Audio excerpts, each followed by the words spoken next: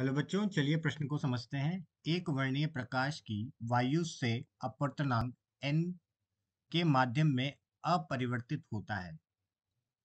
आपतित तथा अपवर्तित तरंगों की तरंग दैर्ध्य का अनुपात ज्ञात कीजिए।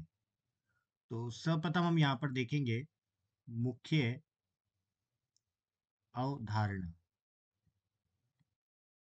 तो मुख्य अवधारणा में बच्चों हम सबसे पहले बात करेंगे कि अगर माध्यम में, देखिए बच्चों, कि अगर माध्यम में परिवर्तन आता है, अगर कोई प्रकाश की किरण एक माध्यम से, मान लेते हैं कि विरल से सघन में जा रही है, मान लेते हैं, ठीक है, सघन माध्यम में जा रही है, तो अभिलंब की तरफ मुड़ जाएगी।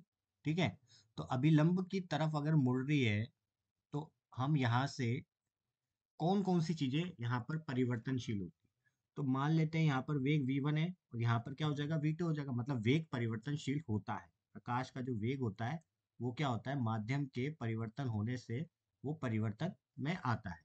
न्यू न्यू यहाँ पर क्या है, आवृत्ति है। तो आवृत्ति क्या रहती है, अपरिवर्तनशील होती है। आवृत्ति क्या होती है, अपरिवर्तनशील होती है। ये परिवर्तन नहीं होगी अगर माध्यम परिवर्तन होता है तो। ठीक है, और अगर हम बात करें यहाँ पर, जैसे तरंग दैर्ध्य लेमडा वन था और यहाँ पर तरंग दैर्ध्य लेमडा टू, मतलब तरंग दैर्ध्य भी क्या होगा, यहाँ पर परिवर्तन होगा। तरंग दैर्ध्य भी क्या होगा, यहाँ पर परिवर्तन होगा। और हमें, तो ये एक तो ये अवधारणा होगी। अब दूसरी अवधारणा हम ये देखेंगे कि अगर अगर हम बात करें तो आवृत्ति, आवृत्ति बराबर क्या होता है, आवृत्ति जिसको न्यू से प्रदर्शित करते हैं, प्रकाश का वेग, प्रकाश का वेग बटे तरंग दैर्ध्य होता है। तरंग दैर्ध्य होता है, मतलब न्यू बराबर क्या होता है, सी बटे लेमडा होता है। तो चलिए इन्हीं अवधारणाओं को उपयोग में लेकर चलिए प्रश्न को हल करते हैं। हल, तो सबसे पहले हम देखते हैं कि हमें दिया क्या है।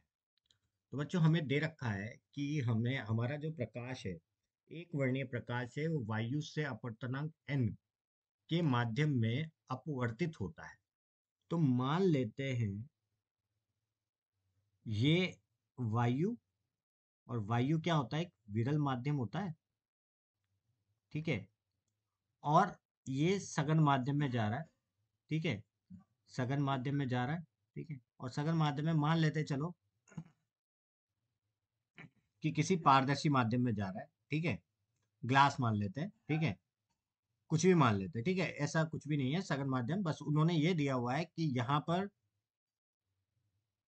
अगर हम देखें तो विरल माध्यम में वायु ले रखी है। ठीक है, वायु ले रखी है, तो इसका तो अपवर्तनांक हो गया एक। ये क्या है, इसका अपवर्तनांक, अपवर्तनांक। ठीक है, जिसको न्यू से प्रदर्शित करते हैं। और यहाँ पर इसका अपवर्तनांक हो गया न्यू। ठीक है, और ये हो गया हमारा अभिलंब। तो बच्चों आप देख सकोगे कि ये तो हो गया हमारा अभिलंब। अब यहाँ से कोई किरण आ रही है, आपतित किरण। देखिए, तो आपतित किरण आ रही है, तो आपतित किरण अगर विरल से सघन में जाएगी तो कहाँ, किस तरफ मुड़ जाएगी, अभिलंब की तरफ मुड़ जाएगी। ठीक है, तो ये तो हो गया हमारा आपतन कोण, और ये कौन सा हो गया, अपवर्तन कोण। ठीक है, अपवर्तित कोण। ठीक है, अपवर्तन ही अपवर्तित, अपवर्तित कोण या अपवर्तन कोण भी कह सकते हैं। ठीक है, कोई दिक्कत नहीं। ठीक है, अगर हम यहाँ पर बात करें तो अब यहाँ पर बहुत सारी चीजें हम देखने को मिलेगी। जैसे अगर हम बात करें तो ये आपतित किरण है, तो इस आपतित किरण का मान लेते हैं कि जो तरंग दैर्ध्य है वो लेमडा वन है, और इस परावर्तित किरण का क्या होगा, लेमडा टू। क्योंकि ये तो माध्यम परिवर्तन हो रहा है तो तरंग दैर्ध्य भी क्या होगा, बदलेगा। ठीक है, फिर अगर मैं बात करूं आवृत्ति की, आवृत्ति अपरिवर्तनशील होती है, तो मैंने न्यू यहाँ पर लिख दिया और न्यू यहाँ पर लिख दिया।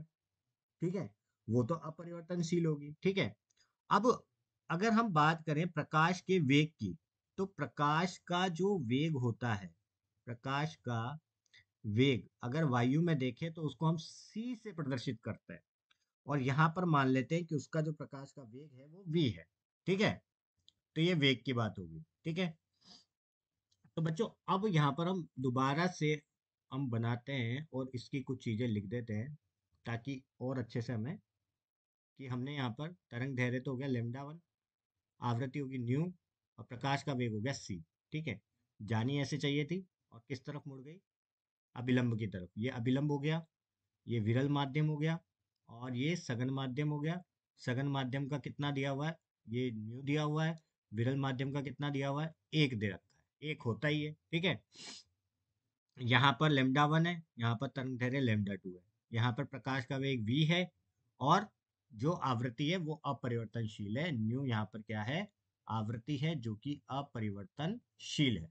ठीक है, तो बच्चों अब यहाँ से अगर हम सूत्र का उपयोग करें, देखिए सूत्र हमारा क्या कहता है, वो कहता है कि आवृत्ति बराबर क्या होता है, आवृत्ति जिसको न्यू से प्रदर्शित करते हैं वो होता है प्रकाश का वेग बटे तरंग दैर्घ्य।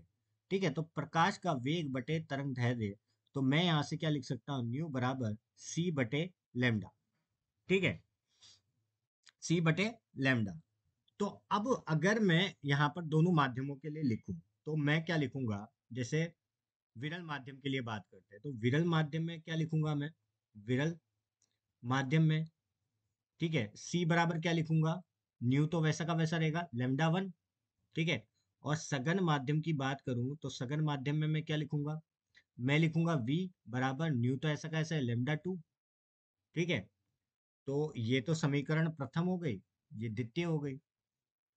ठीक है, अब हमें पता है, देखिए एक और यहाँ पर सूत्र होता है कि हमें पता है कि जो अपवर्तनांक होता है, अपवर्तनांक होता है जिसको न्यू से प्रदर्शित करते हैं, वो होता है प्रकाश का वेग, वेग प्रकाश का वेग वायु में बटे प्रकाश का वेग माध्यम में। ठीक है, तो प्रकाश का वेग वायु में c है और माध्यम में v है। ठीक है, तो न्यू बराबर क्या आ गया, c बटे v आ गया। और अगर हम हमारी समीकरण से देखें, इसको भी द्वितीय समीकरण दे देते हैं, तो समीकरण प्रथम और द्वितीय से देखें तो समीकरण प्रथम का अनुपात द्वितीय से निकाले तो c बटे v बराबर क्या आ रहा है, लेमडा वन बटे लेमडा टू आ रहा है। और इसमें अगर समीकरण तीन की बात करें, तो समीकरण तीन से अगर हम देखें तो देखिए यहाँ पर जो अपवर्तनांक आ रहा है वो क्या आ रहा है, अपवर्तनांक कि हम c बटे लेमडा को क्या लिख, c बटे v को क्या लिख सकते हैं, हम न्यू बटे वन लिख सकते हैं। क्योंकि अगर समीकरण तृतीय से देखोगे तो म्यू बटे वन अपवर्तनांक बराबर किसके हो रहा है, c बटे v के हो रहा है। ठीक है, तो c बटे v की जगह हम क्या लिख सकते हैं, लेमडा वन बटे लेमडा टू लिख सकते हैं। ठीक है, तो ये क्या हो जाएगा, हमारे इस प्रश्न का क्या हो जाएगा, यही हमारे इस प्रश्न का उपयुक्त उत्तर होगा। तो हमारे इसका सही विकल्प देखिए, आपतन, आपतन कोण का ये हो गया, आपतन का तरंग दैर्घ्य हो गया है। ठीक है, और वो क्या हो गया, अपवर्तित का हो गया। तो हमारा जो उत्तर आ रहा है वो क्या आ रहा है, म्यू बटे वन, मतलब म्यू यहाँ पर एन से प्रदर्शित किया हुआ है, तो हम इसको क्या लिख देंगे बच्चों, इसको हम एन लिख देंगे, तो एन बटे वन बराबर क्या हो जाएगा, लेमडा वन बटे लेमडा टू हो जाएगा। ठीक है, तो हमारे इस प्रश्न का उपयुक्त उत्तर क्या हो जाएगा, एन बटे वन। तो विकल्प सी यहाँ पर क्या होगा, उपयुक्त उत्तर होगा। तो मैं आशा करता हूँ आपको समझ आया होगा।